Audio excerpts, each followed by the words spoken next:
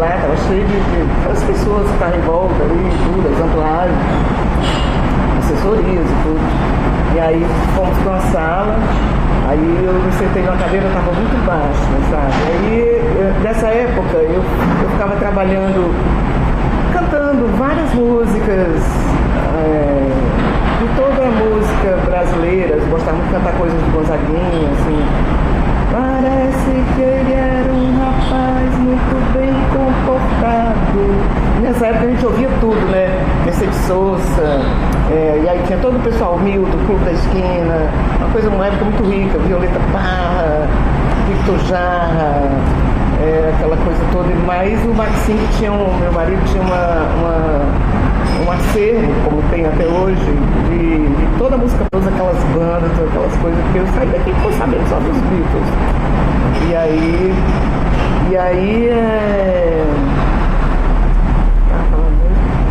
Sim, aí tinha uma música que era aqui no Ceará, que era a Gia, quando a Gia canta na beira da lagoa, é sinal de chuva, ai meu Deus, que coisa boa. Só que eu não fiz assim, eu pegava o violão e eu estava estudando tárrega, para aprender a tocar um pouquinho pelo método de tárrega. Então eu comecei a fazer uma suíte disso aí. Mas era bem diferente. Aí e já estava pronta quando eu fui no início. Aí eu agia para ele.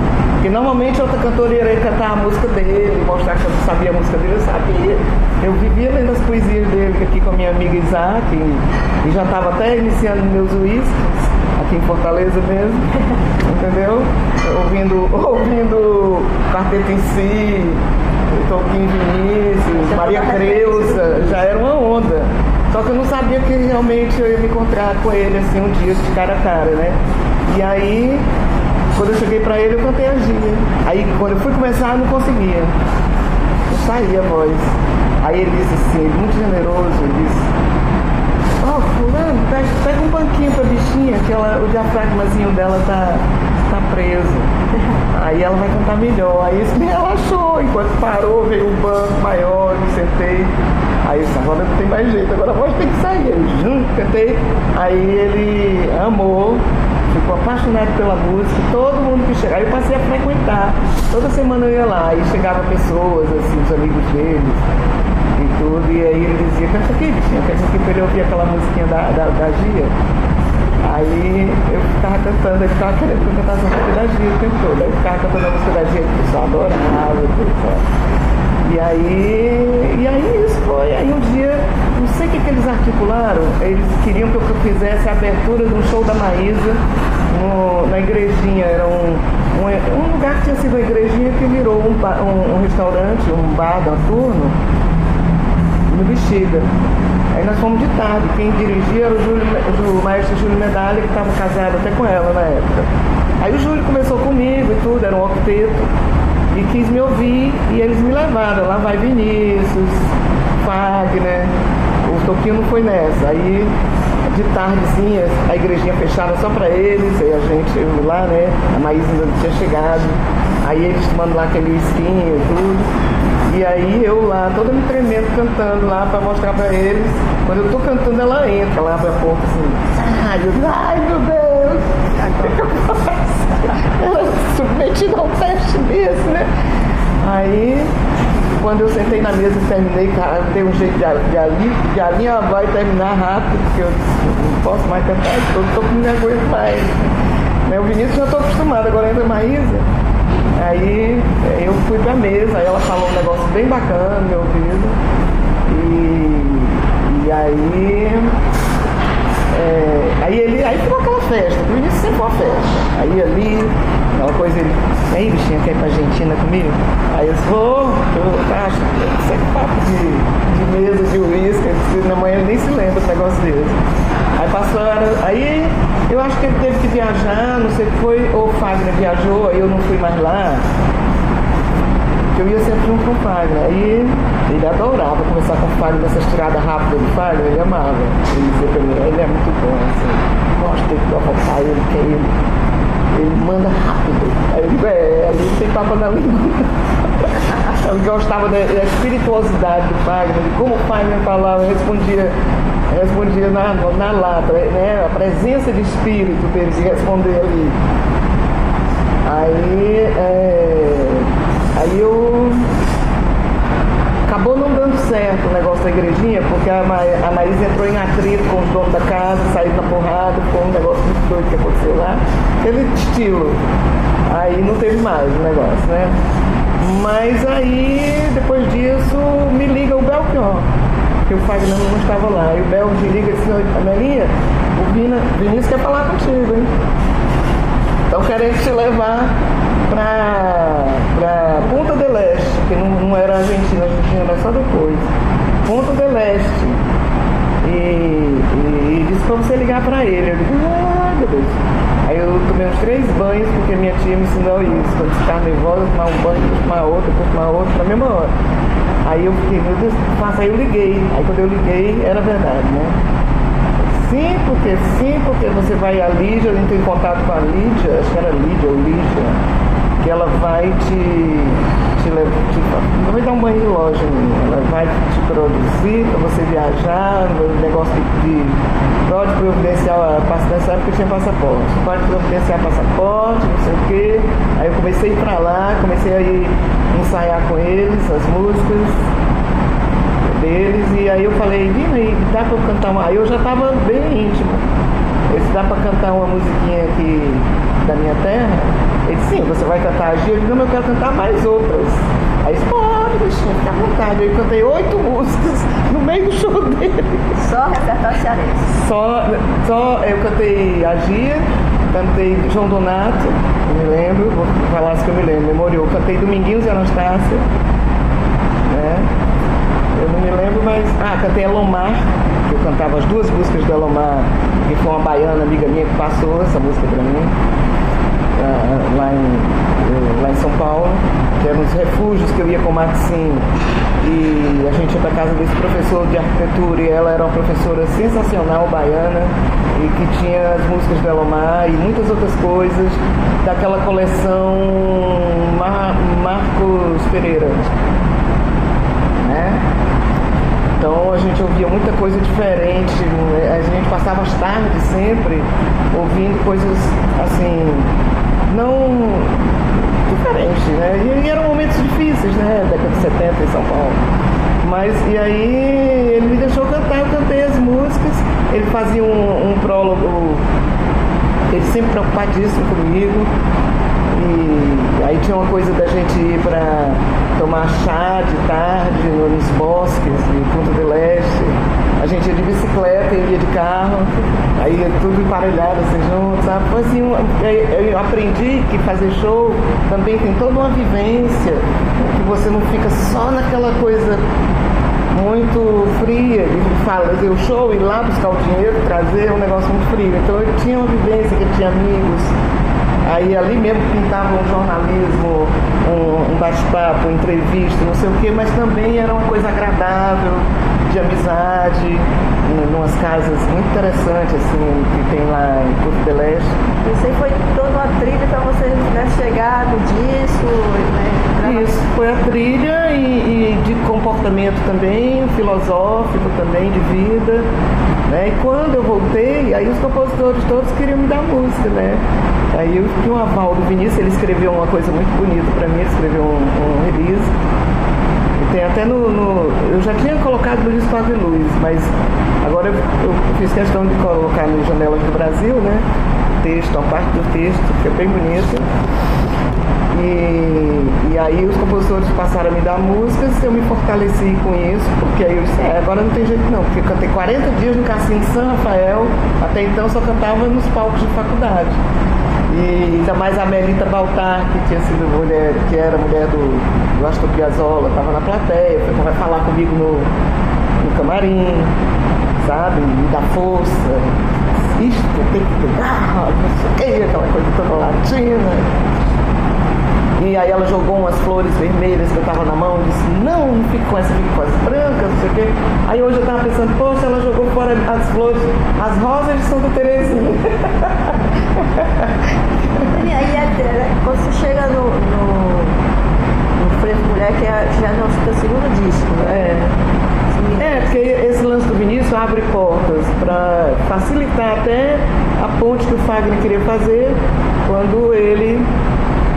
Nessa época eu já conhecia também que me dava muita força, o irmão do Renato Teixeira, conheci o Renato Teixeira, o irmão dele, que eu trabalhei fazendo jingles também, e o irmão dele gostava muito, tinha um programa de televisão que era da Bandeirantes, que até Roger, Tete, Ednardo fizeram um anterior, nem Mato Grosso, que era misturação, e eu fiz o Mambembe, que veio depois. Os dois apresentados por Walter Silva, que era um cara famosíssimo de rádio, chamado Picapo do Pica-Pau, né? Isso aí, que lançou isso. Lançou o Ednardo, o Roger e a Tete. Isso. E aí um ano depois teve uma misturação, eu fiz misturação, já estava fortalecida com essa história de Vinícius. Aí veio o disco, Flor da Paisagem, com o Fagner produzindo, o Fagner me convidou, o Belchior me convidou, o Ednardo me convidou. Cada um me convidou na mesma semana para ir para suas gravadoras. E isso foi muito bacana. Como eu tinha mais afinidade musical com o Fagner, a gente vivia cantando junto, tudo, né? E o Fagner é muito bom de arranjo, o Ednardo é muito bom de arranjo. O Belchior ele tem as ideias dele, mas mais executado pelos músicos que estão com ele e tudo, né? Mas o Fagner é essencialmente muito músico, um músico excelente, né? Ele tem umas levadas que só ele tem, como o Zé Ramalho tem a dele, como o Jorge Benjol tem a dele. É uma coisa que você reconhece que é o cara, né? O Gilberto Gil. É um lance assim, uma sonoridade do violão e um jeito de tocar que é muito próprio. Você ouviu o Frevo Mulher a primeira vez, porque Frevo Mulher ela se tornou assim uma marca, né? Não que as outras também não sejam, né? Mas principalmente a Frevo Mulher. Aí eu vou te contar como é que eu ouvi Frevo Mulher. Aí eu falei depois desse disco, 2 anos depois que eu fiz o primeiro disco, que foi considerada revelação, cantora revelação em São Paulo, Páginas Amarelas da Veja, vendeu 12.000 cópias. Aí eu tive acesso aos jornais, aquela coisa toda, começaram a saber em São Paulo que eu estava. Aí eu digo pro Jairo, que disse, Maria tem que fazer outro disco. Eu digo, mas agora tem que ser no Rio. Daí eu tenho que ir lá me encontrar com o Zé Ramalho, com o Fausto Nilo, tá tudo lá, Geraldinho Azevedo, Moraes, todo mundo tá lá. E é mais fácil eu ir, né, já? Porque como é que eu vou fazer? Aí a CBS me mandou. Eu já entrei na CBS, foi bacana, eles me mandaram, me colocaram em hotel e tudo lá no Rio. E aí eu passei a ver, os compositores vinham me mostrar música, porque a CBS espalhou, principalmente o Carlos Alberto Sion, e eu passei a ir ver show deles, fui ver o show do Zé Ramalho. Eu já conhecia porque a CBS em São Paulo tinha me mostrado o disco do Zé. Aí eu fui ver o show do Geraldinho.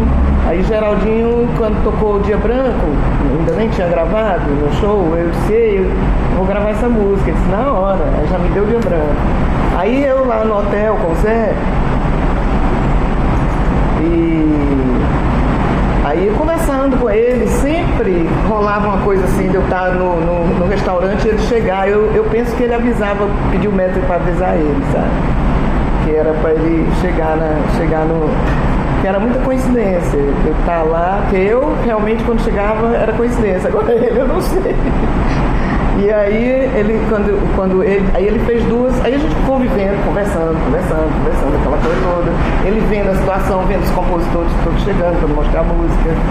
A gente foi ficando muito amigo. Aí ele disse assim, eu fiz uma música para você. Aí me deu Galope Rasante, foi a primeira música que ele me deu. Aí o Geraldo chegou pra mim e disse, ele fez outra. Eu disse, que outra, Geraldo? Conta essa história. Ele disse, é outra, vou te mostrar. Aí o Geraldo, como ele chamou o Geraldo pra tocar junto com ele, fazer. Aí o Geraldo me mostrou, quem me mostrou foi a mulher primeiro foi o Geraldo.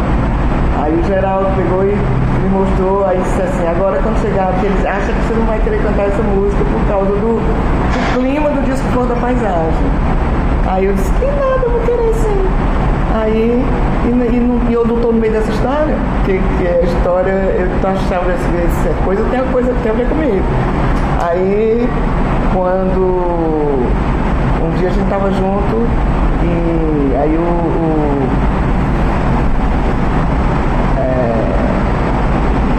Geraldinho disse, e agora? Eu disse, agora? Pronto, agora o Geraldo me falou que você tem uma música pra mim, pode mostrar. Aí ele mostrou, ele já é, pronto. É a minha cara essa música. Aí pronto, aí Walter Franco estava hospedado no hotel também por conta da CBS. Aí me liga de madrugada, é divindade que me bate no peito, é divindade o seu coração, é divindade, é bonito. Aí manda Fagner e Abel, 10 da manhã esse dia, é um bonde que me guia. Era só chegando a música. Eu já arrepio. Não tinha dificuldade de escolher, elas iam chegando, sabe? Aí Moraes com Fausto, que uma canção pelo céu levaria, no céu da cidade, na melhor sintonia, né? Aí foi chegando isso tudo, e aí eu ficava com o Zé, o Zé só balando os arranjos, né? Então, aí quando a gente foi pro estúdio que gravou, Frevo e Mulher foi gravada, ela tem essa explosão, porque ela foi gravada imediatamente. Quando a gente tava passando, que aí o Carlinhos Signorelli, que eu encontrei com ele, disse, tu tá assinando? Eu disse, claro que eu tô bem com você. Ele disse, fui eu que gravei, eu disse, claro, você tava. E aí, pessoal, posso passar? Aí o Zé, aperta gravando. Aí já foi de uma vez só, era Dominguinhos na cabine, era Geraldo Azevedo, Novelli, Zé Ramalho, Wilson das Neves, mais um outro percussionista que eu não me lembro quem era, e assim foi de uma vez só aquilo ali. Depois eu cantei e depois eu voltei pra botar mais outra voz. Mas enquanto eles estavam terminando lá de confeccionar a música, eu fui me sentar lá fora, na sala de estar, fora do estúdio, para conversar com o Carlinhos Sion. Aí o Carlinhos disse assim, e aí, como é que a gente vai botar o nome do disco? Aí eu disse assim, não vamos falar não, vamos fazer o seguinte, eu tenho uma ideia, que você também tem. Eu digo, então vamos contar 1, 2, 3, já a gente diz, tá bom? Aí ele, tá bom, então 1, 2, 3, já, Frevo e Mulher. Então é assim. Aí quer dizer, ela tem essa energia, né? E aí aí nisso eu já estou começando, eu estou namorando com o Maxime, com o Zé, e aí nessa história já vem durando um tempão, aí eu fico grávida do primeiro filho. E eu só que eu só sei isso quando eu chego de São Paulo. Não, soube no Rio. Eu no Rio ainda. E aí já estava pronto o disco, né? E aí já tava, eu vou para São Paulo fazer a capa, com as meninas incríveis que fizeram a roupa toda do corpo, um fotógrafo totalmente delirante, viajador, Paulinho Klein, que é sobrinho até daquele músico Klein, não sei o que, pianista, e é amicíssimo do Almissater. Aí todo aquele clima, assim, um clima super legal. E a gente foi num sítio dos amigos meus fazer as fotos, aquela que eu tô com o cabelo molhado num encarte, tem uma coroa de flores, e aí fica aquela onda toda, e a gente vai pro Lago dos Patos, do Morumbi. Aí aparece aqueles 2 patinhos na lagoa, e 2 patinhos na lagoa era o número 22 do bingo, né? Quer dizer assim, 2 patinhos na lagoa, quando vai contar. O meu filho, João, nasceu, que estava grávida ali, no dia 22 de agosto, nasceu no dia 22. Eu digo, aqui, João, tá vendo? Tu tá aqui na minha barriga, e a data do teu nascimento aqui, com 2 patinhos na lagoa, né? E o João gosta muito dessas coisas, né? Então, esse disco aí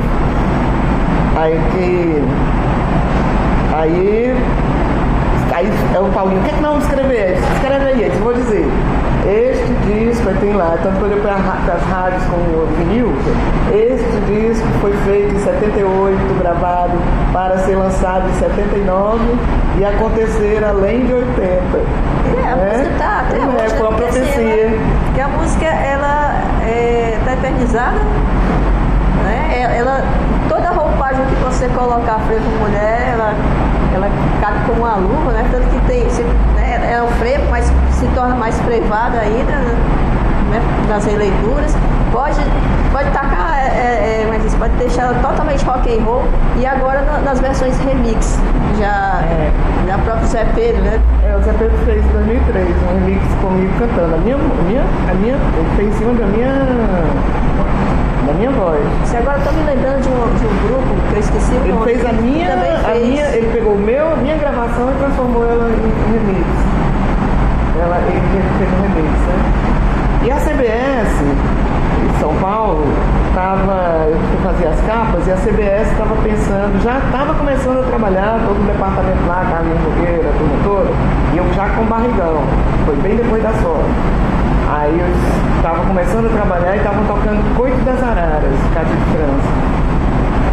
Aí eu cheguei para eles e disse assim, pessoal, tô indo, foi quando chegou o primeiro diretor de marketing, o Berlavides, da CBS. Aí eu fui na sala dele, aí dizia, esse cara não entende nada, esse cara vendia algodão, e agora vai vender disco. Aí eu disse, não, mas faz conta que eu acho que ele entende, eu vou lá na sala dele e vou dar um aviso pra ele. Tinha o Zé Victor, né? Aí eu falei com o Zé Victor disse, você não quer nada, você que tá grávida, vai pro Ceará, como é que vai fazer? Eu digo, nada disso, você vai ver.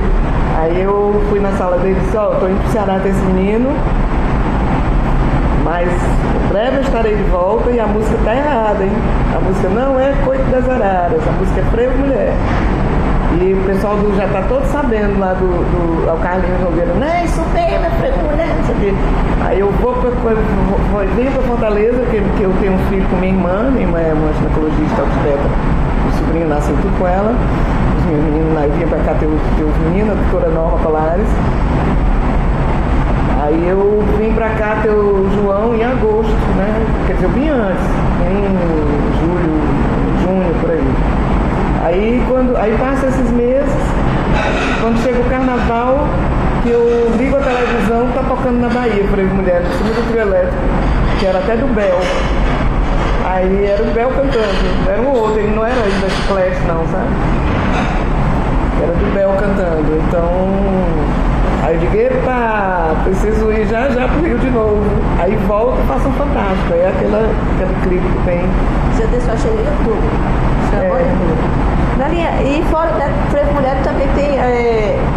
Foi desse Fez Você, né? Foi uma musiquinha. Sim, aí depois de Frevo Mulher, a gente faz a excursão Frevo Mulher e aí tudo acontece, muito bom, tudo é um primeiro lançamento assim, né? E eu venho com o João pequenininho, aí eu venho passar deixei o negócio lá fervendo e vim passar uns dias com o João aqui em Fortaleza, na casa da minha irmã.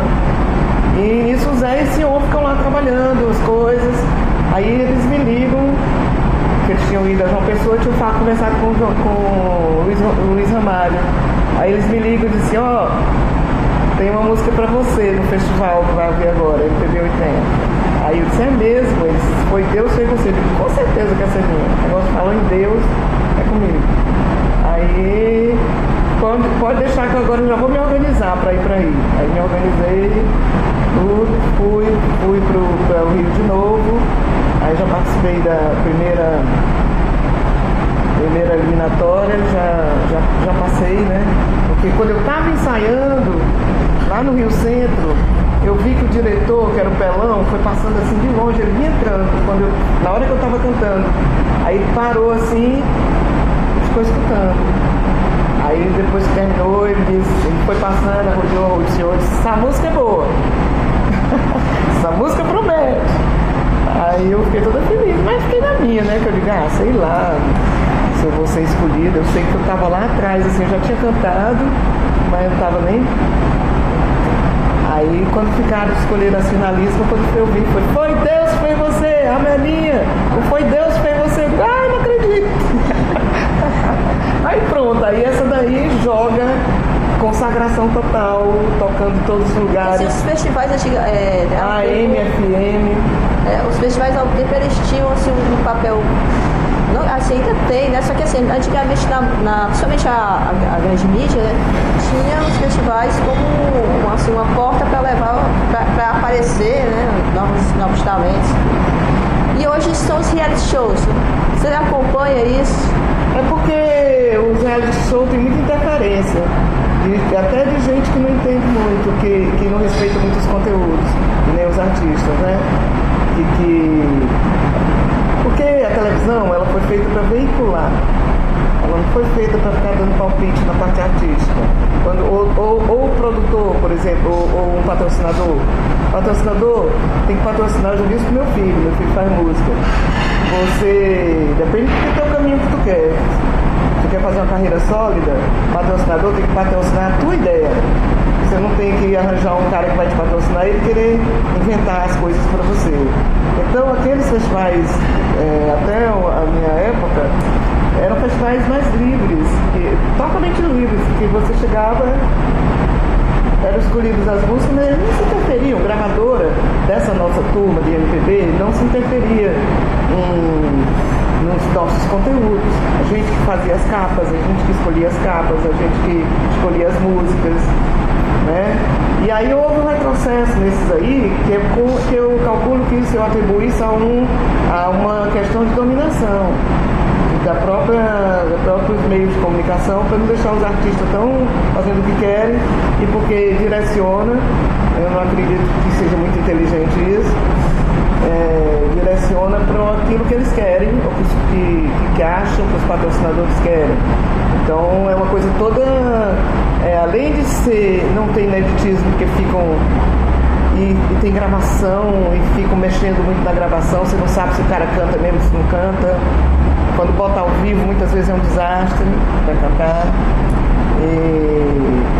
Quer dizer, todo mundo cheio de ilusão. Tem muita edição. No nosso tempo não tinha edição. Você vê que quando começou aqueles festivais da Record, aquele microfone antigo. E o público não quer saber o público que é educado para música, que gosta que depois de um tempo de você não ouvir as coisas, você vai valorizar aquilo que você conhece. Você não pode amar o que você não conhece.